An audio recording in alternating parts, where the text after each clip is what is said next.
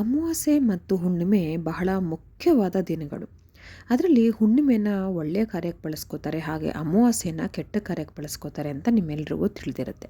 ಅಂದರೆ ಹುಣ್ಣಿಮೆನಲ್ಲಿ ಒಂದು ಸತ್ಯನಾರಾಯಣ ಸ್ವಾಮಿ ಪೂಜೆ ಮಾಡುವಂಥದ್ದು, ಹಾಗೆ ಹೋಗಿ ನಾವು ಗುರುಗಳನ್ನು ಭೇಟಿಯಾಗುವಂಥದ್ದು, ಹಾಗೆ ಅಂದಿನ ದಿನ ಹೋಮ ಹವನಗಳನ್ನು ಮಾಡುವಂಥದ್ದು, ಹಾಗೆ ನಮ್ಮ ಹಿರಿಯರ ಆಶೀರ್ವಾದವನ್ನು ಪಡೆದುಕೊಳ್ಳುವಂಥದ್ದು, ಈ ರೀತಿಯ ಕಾರ್ಯಗಳನ್ನು ಹುಣ್ಣಿಮೆ ದಿನ ಮಾಡ್ತಾರೆ. ಇನ್ನು ಅಮಾವಾಸ್ಯೆ ದಿನ ಅಂತ ಹೇಳಿದ್ರೆ ಅದನ್ನು ನೆಗೆಟಿವ್ ಆಗಿ ನೋಡೋದೇ ಜಾಸ್ತಿ ಆಗಿದೆ. ಅಂದರೆ ಅಂದಿನ ದಿನ ಕೆಲವರು ಮಾಟ ಮಂತ್ರ ಮಾಡಿಸೋದಾಗಲಿ, ಒಬ್ಬರಿಗೆ ಕೆಡುಕನ್ನು ಬಯಸೋದಕ್ಕೆ ಮತ್ತೊಬ್ಬರನ್ನ ಹುಡ್ಕೊಂಡು ಹೋಗಿ ಒಬ್ಬರನ್ನ ಹಾಳು ಮಾಡೋ ದಿಕ್ಕಲ್ಲಿ ಹೋಗೋದಾಗಲಿ, ಈ ರೀತಿಯ ಕೆಲಸಗಳನ್ನು ಮಾಡ್ತಾರೆ. ನೀವು ನೋಡಿರ್ಬೋದು, ಅಮಾವಾಸ್ಯೆ ದಿನ ದಾರಿನಲ್ಲಿ ನಿಂಬೆಹಣ್ಣು ಅದು ಇದು ಹೀಗೆಲ್ಲ ಹಾಕಿರ್ತಾರೆ. ಆದರೆ ಅಮಾವಾಸ್ಯೆಯನ್ನು ಕೂಡ ಒಳ್ಳೆ ಥರದಲ್ಲಿ ಉಪಯೋಗಿಸ್ಕೋಬೋದು. ಅಂದಿನ ದಿನ ದೇವರ ಆರಾಧನೆ ಮಾಡೋದಕ್ಕೆ ತುಂಬಾ ಒಳ್ಳೆಯದು. ಹಾಗೆ ಒಂದೊಂದು ಸಲಿ ಬರುವಂಥ ಅಮಾವಾಸ್ಯೆ ಒಂದೊಂದು ವಿಶೇಷತೆಯನ್ನು ತೊಗೊಂಡು ಬಂದಿರುತ್ತೆ. ಹಾಗಾದರೆ ಈ ಸಲಿ ಅಂದರೆ ಇವತ್ತು ಅಮಾವಾಸ್ಯೆ ದಿನ ಯಾವ ಅಮಾವಾಸ್ಯೆ ಬಂದಿದೆ, ಹಾಗೆ ಅದರ ವಿಶೇಷತೆ ಏನು ಎನ್ನುವುದೆಲ್ಲ ನಾನು ಪೂರ್ತಿಯಾಗಿ ಈ ವಿಡಿಯೋದಲ್ಲಿ ತಿಳಿಸ್ತಾ ಹೋಗ್ತೀನಿ. ವಿಡಿಯೋನ ಎಲ್ಲೂ ಸ್ಕಿಪ್ ಮಾಡದೆ ಕೊನೆ ತನಕ ಪೂರ್ತಿಯಾಗಿ ನೋಡ್ತಾ ಹೋಗಿ. ಹಾಗೆ ಮಾಹಿತಿ ಇಷ್ಟ ಆಯಿತು ಅಂತ ಹೇಳಿದರೆ ನನ್ನ ಚಾನಲನ್ನು ದಯವಿಟ್ಟು ಸಬ್ಸ್ಕ್ರೈಬ್ ಮಾಡ್ಕೊಳ್ಳಿ. ಈ ಸಲ ಬಂದಿರುವಂಥದ್ದು ಅಮಾವಾಸ್ಯೆ ಮೌನಿ ಅಮಾವಾಸ್ಯೆ ಅಂತ ಹೇಳಿ, ಅದಕ್ಕೆ ವಿಶೇಷವಾದಂತಹ ಒಂದು ಪ್ರಾಶಸ್ತ್ಯ ಇದೆ. ಅದೇನು ಅಂತ ಹೇಳ್ತೀನಿ. ಹಾಗೆ ಈ ಒಂದು ಅಮಾವಾಸ್ಯೆ ತಿಥಿ ಶುರುವಾಗಿರುವಂಥದ್ದು ಹಿಂದಿನ ದಿನ, ಅಂದರೆ ನಿನ್ನೆ ಜನವರಿ 28ನೇ ತಾರೀಕು ಮಂಗಳವಾರ ಸಂಜೆ, ಅಂದರೆ ರಾತ್ರಿ 7:25 ಶುರುವಾಯಿತು. ಹಾಗೆ ಇದು ಮುಗಿಯುವಂಥದ್ದು ಇಂದು ಸಂಜೆ 6:05, ಅಂದರೆ ಬುಧವಾರದ ದಿನ ಜನವರಿ 29ನೇ ತಾರೀಕು ಸಂಜೆ 6:05 ಇದು ಮುಗಿಯುವಂಥದ್ದೇ. ಅಂದರೆ ಅಮಾವಾಸ್ಯೆ ತಿಥಿ ಇಂದಿಗೆ ಮುಕ್ತಾಯ ಆಗುತ್ತೆ. ಹಿಂದಿನ ದಿನ ಶುರುವಾಗಿ ಇವತ್ತು ಮುಗಿಯುತ್ತೆ. ನೀವು ಇವತ್ತು ಬೆಳಗ್ಗೆ ನೀವೇನಾದರೂ ನದಿ ನೀರಿನ ಸ್ನಾನ ಅಥವಾ ಒಂದು ಶುದ್ಧ ಸ್ನಾನವನ್ನು ಮಾಡಿದರೆ ಅದು ಹೇಗೂ ಸರಿ ಹೋಯಿತು. ಇಲ್ಲ ಅಂತ ಹೇಳಿದ್ರೆ ಇವತ್ತು ಸಂಜೆ ಹೇಗೆ ಆಚರಣೆ ಮಾಡಬೇಕು ಅನ್ನೋದನ್ನು ನಾನು ಪೂರ್ತಿಯಾಗಿ ತಿಳಿಸ್ತೀನಿ. ಹಾಗೆ ಈ ಮೌನಿ ಅಮಾವಾಸ್ಯೆಯ ವಿಶೇಷತೆ ಕೂಡ ಹೇಳ್ತಾ ಹೋಗ್ತೀನಿ. ಈ ಮೌನಿ ಅಮಾವಾಸ್ಯೆ ಅಂತ ಹೇಳಿದ್ರೆ ವಿಶೇಷವಾಗಿ ಒಂದು ಮುಖ್ಯವಾದ ಕೆಲಸ ಮಾಡಬೇಕಂತ ಹೇಳಿದ್ರೆ ಇಡೀ ದಿನ, ಅಂದರೆ ಈ ಅಮಾವಾಸ್ಯೆಯ ಪೂರ್ತಿ ದಿನ ನೀವು ಮೌನವಾಗಿ ಇರಬೇಕಾಗುತ್ತೆ. ಆದರೆ ಇತ್ತೀಚಿನ ದಿನಗಳಲ್ಲಿ ಏನಾಗುತ್ತೆ, ನಮ್ಮ ಮನೆಯಲ್ಲಿ ನಾವು ಮೌನವಾಗಿರೋದಕ್ಕೆ ಆಗೋದಿಲ್ಲ. ಯಾಕಂದರೆ ಬೇರೆಯವ್ರ ಜೊತೆ ನಾವು ಮಾತಾಡಲೇಬೇಕಾಗತ್ತೆ. ಹಾಗೆ ಕೆಲಸಕ್ಕೆ ಹೋಗೋವರ ಸಂಖ್ಯೆ ತುಂಬಾ ಹೆಚ್ಚಿದೆ. ಆಗೆಲ್ಲ ಮನೆಯ ಗೃಹಿಣಿ ಮನೆಯಲ್ಲೇ ಇರ್ತಾಯಿದ್ಲು. ಹಾಗಾಗಿ ಹೇಗೋ ಮನೆಯಲ್ಲಿ ಗಂಡ ಮಕ್ಕಳನ್ನ ಅವ್ರವ್ರ ಕೆಲಸಕ್ಕೆ ಕಳಿಸಿ ತಾನು ಮೌನವಾಗಿ ಇದ್ದು ಈ ಒಂದು ರೀತಿಯ ವ್ರತಗಳನ್ನು ಮಾಡ್ಬೋದಿತ್ತು. ಆದರೆ ಈಗಿನ ದಿನಗಳಲ್ಲಿ ಸಾಮಾನ್ಯವಾಗಿ ಮಹಿಳೆಯರು ಕೂಡ ಹೊರಗೆ ದುಡಿಯೋಕ್ಕೆ ಅಂತ ಹೋಗ್ತಾರೆ. ಹಾಗಾಗಿ ಈ ಒಂದು ಮೌನಾಚರಣೆ ಬಹಳನೇ ಕಷ್ಟವಾದಂಥದ್ದು. ಹಾಗೆ ಹಿಂದಿನ ದಿನಗಳಲ್ಲಿ ಏನಾಗ್ತಿತ್ತು ಅಂತ ಹೇಳಿದ್ರೆ ಮನೆಯಲ್ಲಿ ತುಂಬ ಜನ ಇರ್ತಾಯಿದ್ರು, ಒಂದು ಕೂಡು ಕುಟುಂಬ ಇರ್ತಾಯಿತ್ತು. ಹಾಗಾಗಿ ಮನೆಯಲ್ಲಿ ಒಬ್ಬರು, ಅಂದರೆ ಮನೆಯ ಹಿರಿಯರಾದವರು ಅಥವಾ ಮನೆಯ ಹಿರಿಯ ಗೃಹಿಣಿ ಆದಂಥವಳು ಈ ರೀತಿಯ ಮೌನಾಚರಣೆಯನ್ನು ಮಾಡೋದ್ರಿಂದ ಈ ಒಂದು ಅಮಾವಾಸ್ಯೆಯ ಫಲ ಪೂರ್ತಿ ಸಿಗ್ತಾಯಿತ್ತು. ಹಾಗೆ ಮನೆ ತುಂಬ ನಾ ಹೇಳ್ದಂಗೆ ತುಂಬ ಜನ ಇರ್ತಾಯಿದ್ರು. ಹಾಗಾಗಿ ಬೇರೆ ಕೆಲಸ ಕಾರ್ಯಗಳಿಗೆ ಅವರು ಆಗ್ತಾಯಿದ್ರು, ನಾವು ಮಾತಾಡದೇ ಇದ್ರೂ ನಡೀತಾ ಇತ್ತು. ಆದರೆ ಈಗಿನ ಕಾಲದಲ್ಲಿ ಹಂಗೆ ಆಗೋದಿಲ್ಲ. ಆದರೆ ಏನು ಮಾಡಬೇಕಂದ್ರೆ ಆ ಒಂದೊಂದು ಅಮಾವಾಸ್ಯೆಗೆ ಒಂದೊಂದು ವಿಶೇಷತೆ ಇರುತ್ತೆ ಅಂತ ಹೇಳಿದೆ. ಹಾಗಾಗಿ ಸ್ವಲ್ಪ ಹೊತ್ತಾದರೂ ನಾವು ಮೌನವಾಗಿರಬೇಕು. ಯಾವ ಹೊತ್ತಲ್ಲಿ ಮೌನವಾಗಿರಬೇಕು, ಎಷ್ಟು ಸಮಯಗಳ ಕಾಲ ಮೌನವಾಗಿರಬೇಕು ಅಂತ ಹೇಳ್ತೀನಿ. ಈ ಒಂದು ದಿನ ಸಂಜೆ, ಅಂದರೆ ನೀವು ನಿಮ್ಮ ಪೂಜೆ ಪುನಸ್ಕಾರಗಳನ್ನು, ಈ ಒಂದು ಅಮಾವಾಸ್ಯೆಯ ಪೂಜೆ ಪುನಸ್ಕಾರಗಳನ್ನು ಸಂಜೆ 6ರ ಒಳಗೆ ಶುರು ಮಾಡಬೇಕಾಗತ್ತೆ. ಯಾಕಂದರೆ ಅಮಾವಾಸ್ಯೆ ತಿಥಿ 6:05 ಮುಗಿದು ಹೋಗುತ್ತೆ. ಆದರೆ 5 ನಿಮಿಷಕ್ಕೆ ಪೂಜೆ ಮುಗಿಯುತ್ತಾ ಅಂತ ಕೇಳ್ಬೋದು. ಇಂದಿನ ದಿನ ಬೆಳಗ್ಗೆ ಸೂರ್ಯೋದಯಕ್ಕೆ ನಿಮಗೆ ಅಮಾವಾಸ್ಯೆ ತಿಥಿ ಇರೋದ್ರಿಂದ ಇಡೀ ದಿನಕ್ಕೂ ಶುರುವಾಗುತ್ತೆ. ಇಡೀ ದಿನಕ್ಕೂ ನಿಮಗೆ ಅಮಾವಾಸ್ಯೆಯ ತಿಥಿ ಇದ್ದ ಲೆಕ್ಕನೇ ಬರುತ್ತೆ. ಹಾಗೆ ಅದರ ಫಲಗಳು ಕೂಡ ಸಿಕ್ಕತ್ತೆ. ಹಾಗಂತ ಅಮಾವಾಸ್ಯೆ ತಿಥಿ ಮುಗಿದ ಮೇಲೆ ನೀವು ಪೂಜೆ ಪುನಸ್ಕಾರಗಳನ್ನು ಮಾಡಬೇಡಿ ಯಾವುದೇ ಕಾರಣಕ್ಕೂ. ಅಮಾವಾಸ್ಯೆ ತಿಥಿ ಮುಗಿಯೋಕ್ಕೂ ಸ್ವಲ್ಪ ಮುಂಚೆನೇ ಶುರು ಮಾಡಿಕೊಂಡ್ರೆ ಆಮೇಲೆ ಎಷ್ಟು ಹೊತ್ತಾದರೂ ಪರವಾಗಿಲ್ಲ. ನಾನು ಹೇಳ್ದಂಗೆ ಇಡೀ ದಿನ ಅದರ ಶಕ್ತಿ ಇರುತ್ತೆ ಅಂತ. ಹಾಗಾಗಿ ನೀವು ಸಂಜೆ 6 ಗಂಟೆ ಒಳಗಡೆ ಪೂಜೆಗೆ ಕೂತ್ಕೋಬೇಕು. ಈಗ ಹೇಗಪ್ಪ ನೀವು ಪೂಜೆ ಪುನಸ್ಕಾರಗಳನ್ನು ಮಾಡಬೇಕು ಅಂತ ಹೇಳಿದ್ರೆ, ನೀವು ಹೊರಗಡೆ ಹೋಗಿ ಬಂದಿದ್ದರೆ, ಅಂದರೆ ನಿಮ್ಮ ಕೆಲಸ ಕಾರ್ಯಗಳು ಇದ್ದು ಹೊರಗಡೆ ಹೋಗಿದರೆ, ಅಥವಾ ಕೆಲಸಕ್ಕೆ ಹೋಗೋರು ಅಂತಾರಾಗಿದ್ದರೆ, ಅಥವಾ ಮನೆಯಲ್ಲಿ ಇದ್ದು ನೀವು ಮಧ್ಯಾಹ್ನ ಊಟ ಮಾಡಿ ಮಲಗಿ ಎದ್ದಿದ್ರೆ ಅಂತಹವರು ಸಂಜೆ ಸ್ನಾನವನ್ನು ಕಂಪಲ್ಸರಿಯಾಗಿ ಮಾಡಲೇಬೇಕಾಗತ್ತೆ. ಇದು ನೆನ್ಪಿಟ್ಕೊಳ್ಳಿ. ಹೊರಗಡೆ ನೀವು ಒಂದು ಸಲ ಹೋಗಿ ಬಂದರೂ ಕೂಡ ನೀವು ಹೊರಗಡೆ ಹೋದ್ಮೇಲೆ ಮೈಲಿಗೆ ಲೆಕ್ಕನೇ ಬರುತ್ತೆ. ಹಾಗಾಗಿ ನೀವು ಸ್ನಾನವನ್ನು ಮಾಡಲೇಬೇಕಾಗತ್ತೆ. ಇನ್ನಿಲ್ಲ ನೀವು ಮನೇಲೇ ಇದ್ದೀವಿ, ನಾವು ಬೆಳಗ್ಗೆ ಎದ್ದು ಸ್ನಾನ ಮಾಡಿ ಪೂಜೆ ಪುನಸ್ಕಾರಗಳನ್ನು ಮಾಡಿದ್ದೀವಿ, ಮಧ್ಯಾಹ್ನ ಕೂಡ ನಿದ್ದೆಯನ್ನು ಮಾಡಿಲ್ಲ ಅಂತ ಅನ್ನೋರು ಸಂಜೆ ಕೈಕಾಲು ಮುಖ ತೊಳೆದು ಒಂದು ತೊಳೆದಿರುವಂಥ ಬಟ್ಟೆನ ಹಾಕ್ಕೊಂಡ್ರೆ ಸಾಕಾಗತ್ತೆ. ಇಲ್ಲ ಅಂದರೆ ಸ್ನಾನವನ್ನು ಮಾಡಬೇಕಾಗತ್ತೆ. ಹಾಗೆ ಈ ಅಮಾವಾಸ್ಯೆಯ ಮುಖ್ಯ ಒಂದು ಪ್ರಾಶಸ್ತ್ಯ ಏನಿದೆ, ಈ ಅಮಾವಾಸ್ಯೆಗೆ ನಿಮಗಿರುವಂತಹ ಪಿತೃದೋಷಗಳು ಹೋಗ್ತಾ ಬರುತ್ತೆ. ಇದಂತೂ ಬಹಳ ಮುಖ್ಯವಾದ ಒಂದು ಅಂಶ ಅಂತ ನಾನು ಹೇಳಕ್ಕೆ ಇಷ್ಟಪಡ್ತೀನಿ. ಯಾಕೆ ಅಂತ ಹೇಳಿದ್ರೆ, ನೀವು ಎಲ್ಲಿ ನಿಮ್ಮ ಸಮಸ್ಯೆ ಕಾಡ್ತಾ ಇರುತ್ತೆ, ನೀವು ಎಷ್ಟೋ ಜನ್ಮದಿಂದ ಏನೇ ಪುಣ್ಯದ ಕೆಲಸ ಮಾಡಿರಿ, ಒಬ್ರಿಗೆ ಸಹಾಯ ಮಾಡ್ತಾ ಇರಿ, ಈ ಜನ್ಮದಲ್ಲಿ ಬಹಳ ಒಳ್ಳೆಯ ಕೆಲಸ ಮಾಡಿದ್ರೂ ಕೂಡ ಅದ್ರ ಫಲವನ್ನು ನೀವು ತಗೊಳ್ಳೋದಕ್ಕಾಗ್ತಾ ಇರಲ್ಲ. ಕೆಲವರು ಕೇಳ್ತಾರಲ್ವ, ನೀವು ಪ್ರಶ್ನೆ ಕೇಳಲಿಕ್ಕೆ ಹೋದಾಗ ಅಥವಾ ಜಾತಕವನ್ನು ತೋರ್ಸಕ್ಕೆ ಹೋದಾಗ, ನಾನು ಯಾರಿಗೂ ಒಂದು ತೊಂದರೆ ಕೊಡೋದಿಲ್ಲ, ಯಾರಿಗೂ ನನ್ನಿಂದ ನೋವಾಗೋದಿಲ್ಲ, ಒಬ್ಬರಿಗೆ ಸಹಾಯ ಮಾಡಬೇಕು ಅಂತ ನನ್ನ ಮನೋಭಾವನೆ ಇರುತ್ತೆ, ಸಹಾಯವನ್ನು ಮಾಡ್ತೀನಿ ಹೊರತು ಒಬ್ಬರಿಗೆ ನಾನು ಕೆಟ್ಟದ್ದನ್ನು ಬಯಸೋದಿಲ್ಲ.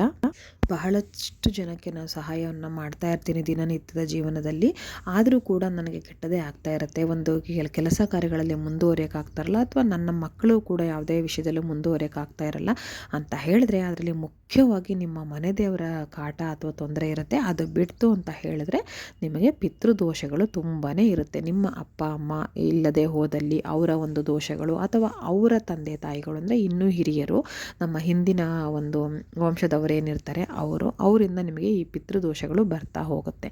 ಹಾಗಾಗಿ ಅದು ನಿಮಗೆ ಕ್ಲಿಯರ್ ಮಾಡ್ಕೊಂಡಿಲ್ಲ ಅಂತ ಹೇಳಿದ್ರೆ, ನೀವು ಮಾಡಿದ ಪುಣ್ಯ ಕೆಲಸಗಳು ಕೂಡ ಯಾವುದು ನಿಮಗೆ ಉಪಯೋಗಕ್ಕೆ ಬರ್ತಾ ಇರಲ್ಲ. ಅದಕ್ಕಾಗಿ ಪಿತೃದೋಷಗಳನ್ನು ಯಾವುದೇ ಕಾರಣಕ್ಕೂ ಇಟ್ಕೊಳ್ಬಾರ್ದು. ಅದನ್ನು ಆಗಿಂದಾಗೆ ನೀವು ಸರಿ ಮಾಡಿಕೊಂಡು ಹೋಗ್ತಿರಬೇಕು. ಪಿತೃದೋಷಗಳು ನೀವು ಪರಿಹಾರ ಮಾಡಿಕೊಂಡ್ರಿ ಅಂತ ಹೇಳಿದ್ರೆ, ನಿಮಗೆ ಅಷ್ಟೇ ಅಲ್ಲದೆ ನಿಮ್ಮ ಮಕ್ಕಳಿಗೂ ಕೂಡ ಅವರ ಹಿರಿಯರ ಆಶೀರ್ವಾದ ಸಿಕ್ಕತ್ತೆ, ನಿಮ್ಮ ಪೂರ್ವಜರ ಆಶೀರ್ವಾದ ಸಿಕ್ಕತ್ತೆ, ಎಲ್ಲ ಕೆಲಸ ಕಾರ್ಯಗಳು ಸರಾಗವಾಗಿ ಮುಂದಕ್ಕೆ ಹೋಗುತ್ತೆ. ಹಾಗಾದರೆ ಇವತ್ತು ಏನು ಮಾಡಬೇಕು ಅಂತ ಹೇಳಿದ್ರೆ, ನೀವು ಸ್ನಾನಗಳನ್ನು ಮಾಡಬೇಕಾಗತ್ತೆ ಸಂಜೆ. ಅದು ಹೇಗೆ ಅಂತ ಹೇಳಿದ್ರೆ, ನಿಮ್ಮ ಮನೆಗಳಲ್ಲಿ ನದಿಯ ನೀರಿನ ಏನಾದರೂ ವಿಶೇಷವಾದ ನದಿಯ ನೀರನ್ನು ಇಟ್ಕೊಂಡಿದ್ರೆ, ಅಂದರೆ ತ್ರಿವೇಣಿ ಸಂಗಮದ್ದಾಗಿರ್ಬೋದು, ಕಾವೇರಿ ಆಗಿರ್ಬೋದು, ಗಂಗಾ ಜಲ ಇರ್ಬೋದು, ಯಾವುದೇ ಒಂದು ರೀತಿಯ ನದಿಯ ಪವಿತ್ರ ನದಿಯ ನೀರು ನಿಮ್ಮ ಬಳಿ ಇತ್ತು ಅಂತ ಹೇಳಿದ್ರೆ, ನಿಮ್ಮ ಸ್ನಾನದ ನೀರಿಗೆ ಸ್ವಲ್ಪ ಹಾಕ್ಕೊಂಡು ಅದನ್ನು ಬೆರೆಸ್ಕೊಂಡು ಸ್ನಾನ ಮಾಡಿ. ಅದಿಲ್ಲ ಅಂತ ಹೇಳಿದ್ರೆ, ನಿಮ್ಮ ಮನೆಯಲ್ಲಿ ಹೇಗೂ ಗಂಗಾ ಜಲ ಯಾರು ತಂದು ಕೊಟ್ಟಿದ್ದು ಇದ್ದೇ ಇರುತ್ತೆ ಸಾಮಾನ್ಯವಾಗಿ, ಅದನ್ನು ಹಾಕ್ಕೊಳ್ಳಿ. ಅದು ಇಲ್ಲ ಅದಂದರೆ ಸ್ವಲ್ಪ ಪ್ರಮಾಣದಲ್ಲಿರುತ್ತೆ, ಅದು 1 ಚಮಚ ಹಾಕ್ಕೊಂಡ್ರೂ ಸಾಕಾಗತ್ತೆ. ಅದು ಇಲ್ಲ ಅಂತ ಹೇಳಿದ್ರೆ, ನೀವು ನಿಮ್ಮ ಮನೆಯಲ್ಲಿ ದೇವರಿಗೆ ಹಚ್ಚೋದಕ್ಕೆ ಬಳಸ್ತೀರ ವಿಭೂತಿಯನ್ನು, ಆ ವಿಭೂತಿಯನ್ನು ಸ್ವಲ್ಪ ನೀರಿಗೆ ಹಾಕ್ಕೊಳ್ಳಿ. ಇದು ಬಹಳನೇ ಒಂದು ಶುದ್ಧವಾದ ನೀರನ್ನು ಕೊಡುತ್ತೆ ಅಂತ ಹೇಳ್ಬೋದು, ದೇವರ ಆಶೀರ್ವಾದದ ನೀರು ಅಂತಲೇ ಹೇಳ್ಬೋದು. ಈ ಒಂದು ಚಿಟಿಕೆಯಷ್ಟು ವಿಭೂತಿ ಅಥವಾ ಭಸ್ಮ ಅಂತ ಏನು ಹೇಳ್ತೀವಿ, ಅದನ್ನು ನೀರಲ್ಲಿ ಬೆರೆಸಿ ಸ್ನಾನವನ್ನು ಮಾಡ್ಕೊಳ್ಳಿ. ಅದಾದ ನಂತರ ಅದರ ಜೊತೆಗೆ ನೀವು ಗೋಮೂತ್ರವನ್ನು ಇದ್ರೂ ಕೂಡ ಬಳಸಬಹುದು. ಅದನ್ನು ಕೂಡ ಸ್ವಲ್ಪ ಹಾಕ್ಕೊಂಡು ನೀವು ಸ್ನಾನವನ್ನು ಮಾಡ್ಕೋಬೇಕಾಗತ್ತೆ. ಹೇಗೆ ಬಳಸಬೇಕಂತ ಹೇಳಿದ್ರೆ, ನೀವು ಸ್ನಾನವನ್ನೆಲ್ಲ ಮುಗಿಸಿ ಕೊನೆಯಲ್ಲಿ ಒಂದು ಸ್ವಲ್ಪ ನೀರನ್ನು ಬಳಸ್ತೀರಾ ಅಂತ ಹೇಳುವಾಗ 1 ಚಿಟಿಕೆಯಷ್ಟು ಭಸ್ಮ, ಹಾಗೆ ಒಂದು ಸ್ವಲ್ಪ ಗೋಮೂತ್ರವನ್ನು ಹಾಕ್ಕೊಳ್ಳಿ. ಗೋಮೂತ್ರ ಇಲ್ಲಾಂದ್ರೂ ಪರವಾಗಿಲ್ಲ, ಸ್ವಲ್ಪ ಭಸ್ಮವನ್ನು ಹಾಕಿ ಸ್ನಾನ ಮಾಡಬೇಕಾಗತ್ತೆ. ಬಹಳನೇ ಶುದ್ಧ, ನೀವು ಪೂಜೆಗೆ ಶುದ್ಧರಾಗಿ ತಯಾರಾದ್ರಿ ಅಂತಲೇ ಅರ್ಥ. ಅದಾದ ನಂತರ ನೀವು ನಿಮ್ಮ ಮನೆ ದೇವರಿಗೆ ಸಣ್ಣದಾಗಿ ಪೂಜೆ ಮಾಡಿ, ಯಾಕಂದರೆ ಬೆಳಗ್ಗೆ ವಿಶೇಷವಾದ ಪೂಜೆ ಆಗಿರುತ್ತೆ. ಆ ನಂತರ ನೀವು ದೇವರ ಮುಂದೆ ನೀವು ಎಳ್ಳೆಣ್ಣೆಯಲ್ಲಿ ದೀಪ ಹಚ್ಚಬೇಕಾಗತ್ತೆ. ನೆನ್ಪಿಟ್ಕೊಳ್ಳಿ, ಮಾಮೂಲಿ ಒಂದು ದೀಪ ಇದ್ದೇ ಇರುತ್ತೆ, ಅಂದರೆ ನೀವು ಮನೆಯಲ್ಲಿ ಏನು ದೀಪ ಹಚ್ತೀರ ಪ್ರತಿನಿತ್ಯ ಅದು ಇದ್ದೇ ಇರುತ್ತೆ. ಅದು ಆರು ಹೋಗಿದ್ರೆ ಅದನ್ನು ಹಚ್ಚಿ, ಆ ನಂತರ ಎಳ್ಳಿನ ಜೋಡಿ ದೀಪಗಳನ್ನು ಹಚ್ಚಬೇಕು ಆಗುತ್ತೆ. ಅದನ್ನು ನೀವು ಪೂರ್ವಜರ ಲೆಕ್ಕದಲ್ಲಿ ಹಚ್ಚಬೇಕಾಗತ್ತೆ. ನನಗೆ ಯಾವುದೇ ರೀತಿ ಪಿತೃದೋಷ ಇದ್ದರೂ ಕೂಡ ಅದನ್ನೆಲ್ಲವನ್ನು ಪರಿಹಾರ ಮಾಡಿ ಕೊಡಿ ಅಂತ ನಿಮ್ಮ ಪಿತೃಗಳಿಗೆ ನೀವು ಬೇಡ್ಕೋಬೇಕಾಗತ್ತೆ. ಅಂದರೆ ನಮ್ಮಿಂದ ನಿಮಗೆ ಏನಾದರೂ ಒಂದು ತೊಂದರೆಗಳಾಗಿತ್ತು, ಅದರಿಂದ ನೀವು ಶಾಪಗಳನ್ನು ನಮಗೆ ಕೊಡ್ತಾ ಇದ್ರೆ, ಅಥವಾ ನಮ್ಮ ಏಳಿಗೆಯನ್ನು ತಡೆ ಹಿಡಿದು ನಿಲ್ಲಿಸಿದರೆ ಅದನ್ನೆಲ್ಲವನ್ನು ಸರಿ ಮಾಡಿ ಕೊಡಿ ಅಂತ ಹೇಳಿ ಅವರ ಹೆಸರಿನಲ್ಲಿ ಎಳ್ಳೆಣ್ಣೆಯನ್ನು ಬಳಸಿ ನೀವು 2 ಜೋಡಿ ದೀಪಗಳನ್ನು ಹಚ್ಚಬೇಕಾಗತ್ತೆ. ಅಂದರೆ 2 ದೀಪಗಳನ್ನು ಹಚ್ಚಬೇಕಾಗತ್ತೆ. ಇದನ್ನು ಮನೆಯ ಯಜಮಾನ ಆದವನು ಅಥವಾ ಮನೆಯ ಗೃಹಿಣಿ ಆದವಳು ಮಾಡಬೇಕಾಗುತ್ತೆ. ಅದಾದ ನಂತರ ನೀವು ನೈವೇದ್ಯಕ್ಕೆ ಅಂತ ಏನಿಲ್ಲ, ಕಲ್ಸಕ್ಕರೆ ಇಟ್ಟರು ಕೂಡ ನಡೆಯುತ್ತೆ. ಹಾಗಾಗಿ ನೀವು ಒಟ್ಟಿನಲ್ಲಿ ನೈವೇದ್ಯವನ್ನು ಇಡದೆ ನೀವು ಹಾಗೆ ಪೂಜೆ ಮಾಡಬೇಡಿ. ಕಲ್ಸಕ್ಕರೆ ಏನಾದರೂ ಇಡಿ, ಅಥವಾ ಹುರಿಗಡಲೆ ಸಕ್ಕರೆಯನ್ನಾದರೂ ಕೂಡ ಇಡಿ, ನೈವೇದ್ಯಕ್ಕೆ ಇಡಬೇಕಾಗತ್ತೆ. ಹಾಗೆಯೇ ಓಂ ಹರಿ ಓಂ ಅಂತ ಹೇಳಿ ನೀವು 108 ಬಾರಿ ಪಠನೆ ಮಾಡಬೇಕಾಗತ್ತೆ. ನೆನ್ಪಿಟ್ಕೊಳ್ಳಿ, ಏನೋ ಒಂದು 10 ಸತಿ ಹೇಳಿದ್ವಿ 20 ಸತಿ ಹೇಳಿದ್ವಿ ಅಂದರೆ ಖಂಡಿತ ಆಗಲ್ಲ. ಅಷ್ಟು ಸಲ ಹೇಳಬೇಕಾಗತ್ತೆ. ನಿಮಗೆ ಹರಿನಾರಾಯಣರ ಆಶೀರ್ವಾದ ಬೇಕೇ ಬೇಕಾಗುತ್ತೆ. ಹಾಗಾಗಿ ನೀವು ಈ ಒಂದು ಹರಿ ಓಂ ಅನ್ನೋದನ್ನು 108 ಬಾರಿ ಪಠನೆ ಮಾಡಬೇಕಾಗುತ್ತೆ. ಹಾಗೆ ನೀವು ಇಷ್ಟೆಲ್ಲ ಮಾಡಿದ ನಂತರ ನಾನು ಹೇಳ್ದಂಗೆ ನೀವು ಬೇಡಿಕೆ ಇಡಬೇಕಾಗತ್ತೆ. ನನಗೇನು ಒಂದು ನಮ್ಮ ಕುಟುಂಬಕ್ಕೆ ಪಿತೃದೋಷ ಇತ್ತು ಅಂತ ಹೇಳಿದ್ರೆ ಅದನ್ನೆಲ್ಲ ಪರಿಹಾರ ಮಾಡಿಕೊಡಿ ಅಂತ ಹೇಳಿ ದೇವರ ಪೂಜೆಯನ್ನು ಮಾಡಬೇಕಾಗತ್ತೆ. ನೈವೇದ್ಯವನ್ನು ಇಡಬೇಕಾಗತ್ತೆ. ಪೂಜೆಯ ನಂತರ ನೀವು ಆರತಿಯನ್ನೆಲ್ಲ ಮಾಡಿ ಪೂಜೆಯನ್ನು ಮುಗಿಸ್ಬೇಕಾಗತ್ತೆ. ಅದಾದ ನಂತರ ಕಲ್ಸಕ್ರೆಯನ್ನು ನೀವು ಕೂಡ ತಗೊಂಡು ಮನೆಯಲ್ಲಿ ಮೊದಲು ಹಿರಿಯರು ತಗೋಬೇಕಾಗತ್ತೆ. ಹಿರಿಯರು ತಗೊಂಡು ಆನಂತರ ಪುಟ್ಟ ಮಕ್ಕಳಿಗೂ ಎಲ್ರಿಗೂ ಹಂಚಬೇಕಾಗತ್ತೆ. ನೋಡಿ, ಈಗ ಕುಂಭಮೇಳ ನಡೀತಾ ಇದೆ ಪ್ರಯಾಗ್ರಾಜಲ್ಲಿ. ಎಷ್ಟು ಒಂದು ವಿಶೇಷವಾದ ಒಂದು ಫಲ ಇರುವಂಥದ್ದು, ಶಕ್ತಿ ಇರುವಂಥದ್ದು ನಡೆಯುತ್ತೆ. ಅಲ್ಲಿ ಈ ಸಮಯದಲ್ಲಿ ಇದ್ದರೆ ಬಹಳನೇ ಶ್ರೇಷ್ಠ. ಆದರೆ ಎಲ್ರಿಗೂ ಹೋಗೋಕ್ಕಾಗೋದಿಲ್ಲ ನೋಡಿ. ಹಾಗಾಗಿ ನೀವು ಮನೆಯಲ್ಲೇ ಈ ಒಂದು ಕುಂಭಮೇಳ ಏನು ನಡೀತಿರುತ್ತೆ ಅದರ ಫಲ ಕೂಡ ನನಗೆ ದೊರಕೋ ಹಾಗೆ ಮಾಡು ಅಂತ ದೇವರಲ್ಲಿ ಪ್ರಾರ್ಥನೆಯನ್ನು ಮಾಡಿಕೊಂಡು ನೀವು ಹೊರಗಡೆ ದೇವ್ರ ಮನೆಯಿಂದ ಹೊರಗಡೆ ಬಂದು, ಅಂದರೆ ಪೂಜೆಯ ನಂತರ ಎದ್ದು ಬಂದು ನಿಮ್ಮ ಮನೆಯಲ್ಲಿ ಹಿರಿಯರು ಯಾರಿರ್ತಾರೆ, ಅಂದರೆ ವಯಸ್ಸಾದವರು, ನಿಮ್ಮ ತಂದೆ ತಾಯಿ ಅಥವಾ ಅತ್ತೆ ಮಾವ, ಹೀಗೆ ಅತ್ತಿಗೆ ಯಾರು ಹಿರಿಯರು ಮನೇಲಿ ಇರ್ತಾರಲ್ವ ಅವರ ಕಾಲಿಗೆ ನಮಸ್ಕಾರವನ್ನು ಮಾಡಿ ತುಂಬ ಒಳ್ಳೆಯದವರ ಆಶೀರ್ವಾದವನ್ನು ತಗೊಳ್ಳಿ. ಅಕಸ್ಮಾತ್ ಹಿರಿಯರು ಇಲ್ಲ, ನೀವೇ ನಿಮ್ಮ ಮನೆಯಲ್ಲಿ ಹಿರಿಯರು, ಅಂದರೆ ಗಂಡ ಹೆಂಡತಿ ಅಂತ ಯಾರಿರ್ತೀರಿ ಅವರೇ ಹಿರಿಯರು ಅಂತ ಹೇಳಿದಾಗ ನಿಮ್ಮ ಮನೆಯಲ್ಲಿ ನಿಮಗಿಂತ ಪುಟ್ಟವ್ರು ಯಾರಿರ್ತಾರಲ್ವ ಅವರಿಗೆ ನಿಮ್ಮ ಕಾಲಿಗೆ ಬಿದ್ದು ನಮಸ್ಕಾರವನ್ನು ಮಾಡೋದಕ್ಕೆ ಹೇಳಿ ನೀವು ಅವರಿಗೆ ಮನಸ್ಫೂರ್ತಿಯಾಗಿ ಆಶೀರ್ವಾದವನ್ನು ಕೊಡಬೇಕಾಗುತ್ತೆ.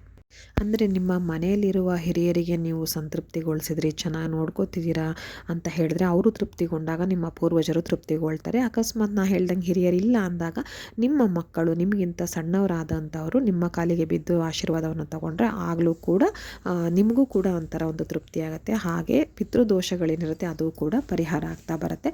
ಹಾಗೆ ಇದಾದ ನಂತರ ನೀವು 45 ನಿಮಿಷಗಳ ಕಾಲ ಆದರೂ ಮೌನಾಚರಣೆಯನ್ನು ಮಾಡಲೇಬೇಕಾಗುತ್ತೆ. 45 ನಿಮಿಷಗಳು ನೆನ್ಪಿಟ್ಕೊಳ್ಳಿ. ಇಡೀ ದಿನ ಮೌನವಾಗಿದ್ದಷ್ಟೇ ಫಲವನ್ನು ನೀವು ಪಡ್ಕೊಳ್ತೀರಿ. 45 ನಿಮಿಷ ನೀವು ದೇವರ ಧ್ಯಾನವನ್ನು ಮಾಡ್ತಾ ಕೂತ್ಕೊಂಡ್ಬಿಡಿ. ಆ ಸಮಯದಲ್ಲಿ ಮೊಬೈಲ್ ಹಿಡ್ಕೊಳ್ಳೋದು, ಅಂದರೆ ಮೌನವಾಗಿದ್ದೀವಿ ಅಂತ ಹೇಳಿದ್ರೆ ನೀವು ಮೊಬೈಲ್ ಹಿಡ್ಕೊಂಡು ನೋಡುವಂಥದ್ದು ಅಥವಾ ಟಿ ವಿ ನೋಡುವಂಥದ್ದು, ಈ ರೀತಿ ಕತೆ ಪುಸ್ತಕಗಳನ್ನು ಓದುವಂಥದ್ದು ಯಾವ ಕೆಲಸವನ್ನು ಮಾಡಬಾರ್ದು. ಅಮಾವಾಸ್ಯೆ ದಿನ, ಈ ಒಂದು ಮೌನಿ ಅಮಾವಾಸ್ಯೆ ದಿನ ಮೌನಾಚರಣೆ ಮಾಡ್ತೀರಾ ಅಂತ ಹೇಳಿದ್ರೆ ನೀವು ದೇವರ ಧ್ಯಾನದಲ್ಲಿ ಕೂತ್ಕೊಳ್ಬೇಕಾಗತ್ತೆ ಅಥವಾ ಸುಮ್ಮನೆ ಮೌನವಾಗಾದರೂ ಕೂತ್ಕೊಳ್ಬೇಕಾಗತ್ತೆ. ಈ ಸಮಯದಲ್ಲಿ ಹೇಳಿದ್ನಲ್ಲ ಆ ಕೆಲಸಗಳನ್ನ ಖಂಡಿತ ಮಾಡಬೇಡಿ. ಅದರ ಫಲಗಳೆಲ್ಲ ಉಲ್ಟಾ ಆಗಿಬಿಡುತ್ತೆ. ನಿಮಗೆ 45 ನಿಮಿಷಕ್ಕಿಂತ ಹೆಚ್ಚು ಸಮಯನೇ ಆಗತ್ತೆ ಅಂತ ಹೇಳಿದ್ರೆ ರಾತ್ರಿ ಊಟ ಕೂಡ ಮಾಡಿ ನಾಳೆ ಸೂರ್ಯ ಉದಯ ಆದ ನಂತರ ಮಾತನ್ನು ಶುರು ಮಾಡಿದ್ರೆ ಇನ್ನೂ ತುಂಬ ಒಳ್ಳೆಯದು. ನೀವು ಮನೆಯಲ್ಲಿ ಮುಂಚೆನೇ ಹೇಳ್ಕೊಂಡಿದ್ರೆ ಈ ರೀತಿ ನಾನು ಇರ್ತೀನಿ ಅಂತ ಹೇಳಿದ್ರೆ ಖಂಡಿತ ಅವರು ಕೂಡ ಎಲ್ಲರೂ ಕೋಆಪ್ರೇಟ್ ಮಾಡೇ ಮಾಡ್ತಾರೆ. ಅದು ಕೂಡ ತುಂಬ ಒಳ್ಳೆಯದು. ಇನ್ನು ಆಗದೇ ಇರುವಂಥ ಸಂದರ್ಭಗಳಲ್ಲಿ ನೀವು 45 ನಿಮಿಷಗಳ ಕಾಲ ಮೌನಾಚರಣೆಯನ್ನು ಮಾಡಿ ಹಾಗೆ ಆ ಸಮಯದಲ್ಲಿ ಶ್ರೀ ಓಂ ಹರಿ ಓಂ ಅಂತ ಧ್ಯಾನವನ್ನು ಮಾಡಬೇಕಾಗುತ್ತೆ. ಹಾಗೆ ನೀವು ದೇವರ ಮುಂದೆ ಎಳ್ಳಿನ ದೀಪವನ್ನು ಹಚ್ಚೋದ್ರಿಂದ ಶನಿ ಪರಮಾತ್ಮ ಕೂಡ ತೃಪ್ತಿಗೊಳ್ತಾನೆ. ಹಾಗೆ ನಿಮ್ಮ ಜಾತಕದಲ್ಲಿ ಶನಿ ದೋಷ ಇದ್ದರೆ ಕೂಡ ಅದು ಕೂಡ ಹೋಗುತ್ತೆ. ನೋಡಿದ್ರಲ್ಲ ಈ ಮೌನಿ ಅಮಾವಾಸ್ಯೆ ಆಚರಣೆನ ಹೇಗೆಲ್ಲ ಮಾಡಬೇಕು, ಹೇಗೆಲ್ಲ ಮಾಡಿದ್ರೆ ನಮಗೆ ಪಿತೃದೋಷಗಳು ಪರಿಹಾರ ಆಗುತ್ತೆ, ಪೂರ್ವಜರ ಆಶೀರ್ವಾದ ಸಿಕ್ಕತ್ತೆ ಅಂತ ಹೇಳಿದೆ ಅಲ್ವಾ. ಈ ರೀತಿ ಎಲ್ಲರೂ ಕೂಡ ಫಾಲೋ ಮಾಡಿ. ಹಾಗೆ ಎಲ್ರಿಗೂ ಕೂಡ ಒಳ್ಳೆಯದಾಗಲಿ. ಮತ್ತು ಮುಂದಿನ ವಿಡಿಯೋದಲ್ಲಿ ಸಿಗ್ತೀನಿ. ಎಲ್ರಿಗೂ ಒಳ್ಳೆಯದಾಗಲಿ. ಧನ್ಯವಾದಗಳು.